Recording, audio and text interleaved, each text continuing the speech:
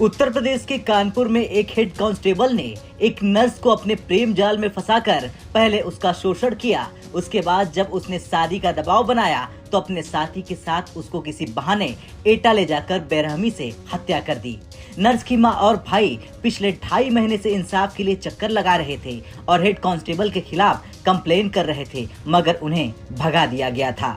आरोपों की माने तो पुलिस उनको बार बार ये धमकी देकर थाने से भगा देती थी कि ज्यादा करोगे तो तुम्हारे खिलाफ एफआईआर लिख देंगे। इस बीच एटा में जब नर्स की लाश बरामद हो गई तो वहां की पुलिस के होश उड़ गए। नर्स की गुमशुदगी के मामले की जांच शुरू हुई तो हेड कांस्टेबल और उसका साथी नर्स की हत्या के आरोप में गिरफ्तार हो गया। रिपोर्ट की माने तो कानपुर के बर्रा इलाके की रहने वाली शालू तिवारी शहर के एक बड़े नर्सिंग होम में नर्स का काम करती थी। करीब 3 साल पहले बर्रा थाने में तैनात हेड कांस्टेबल मनोज कुमार से उसका परिचय हो गया। इसके बाद मनोज कुमार नर्स से मिलने लगा। शालू अपने घर से अलग एक कमरा लेकर किराए पर रहती थी। मनोज कुमार उसके कमरे पर जाने लगा और फिर दोनों के बीच संबंध हो गए।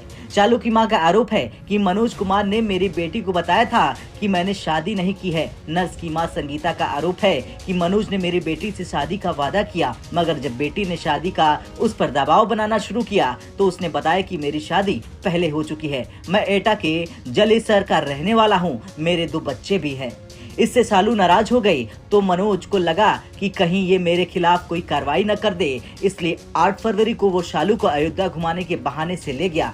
मनोज का साथी राहुल जो गाड़ी चला लेता था, उसके साथ शालू को लेकर अयोध्या की जगह वो अपने गांव एटा चला गया। वहाँ हेड कांस्टेबल मनोज ने अपने साथी के साथ मिलकर शालू की हत्या कर दी। उसके बाद उसकी बॉडी को एक सूखे कुएं में फेंक दिया।